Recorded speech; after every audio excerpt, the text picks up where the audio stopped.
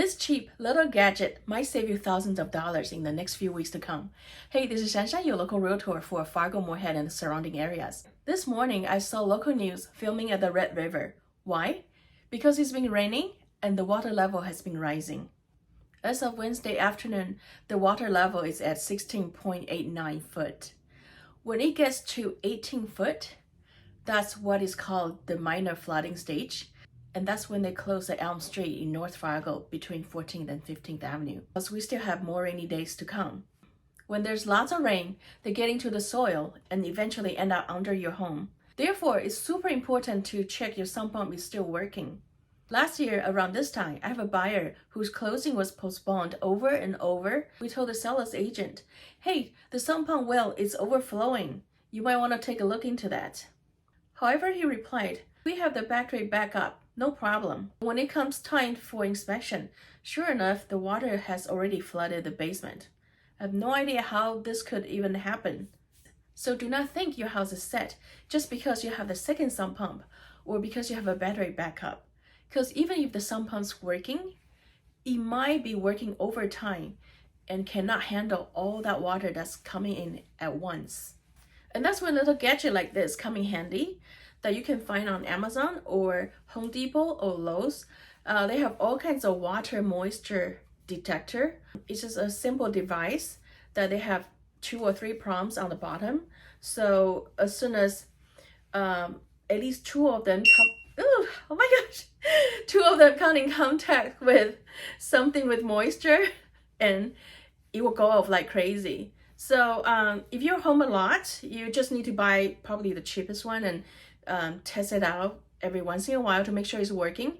And if you are gone a lot, then make sure you get the smart version, which connect to your home network. And when it detects extra moisture on the floor, then it will send you a message onto your cell phone so that you can take care of the problem as soon as possible.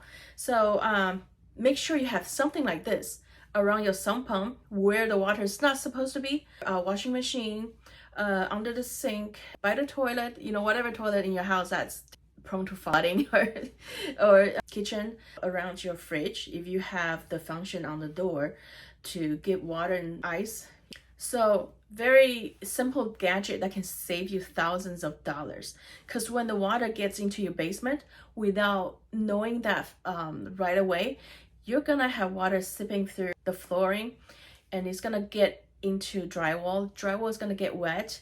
Insulation set is gonna get wet. So it's gonna be very troublesome.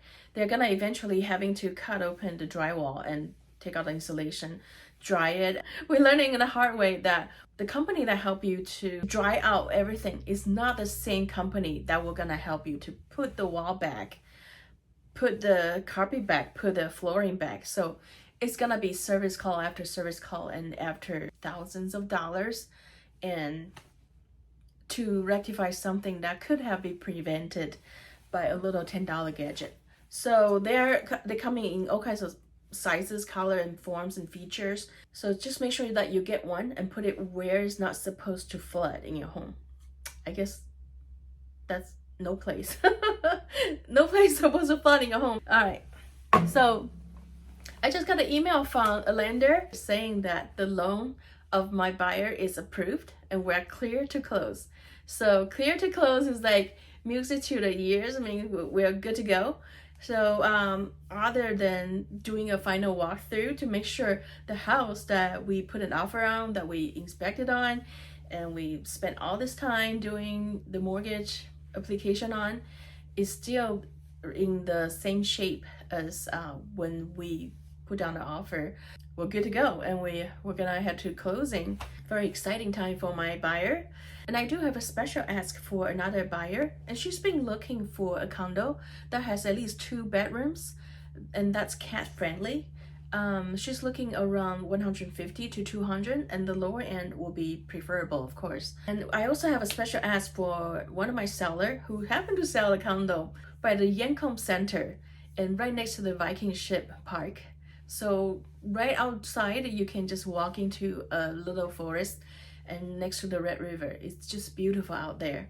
Unfortunately, they do not allow cats. They only allow specifically trained service dog. So so that doesn't work for my other buyer to match them up. Anyway, it has 1 bedroom, 1 smaller room that you can use for anything, and there's a full bath, a laundry room with included washer and dryer, and it just recently renovated, and it has south-facing windows. If you know anybody who's wanting to buy a great condo, let me know. Again, this is Shanshan, your local realtor for Fargo Moorhead. I'll see you soon in another video.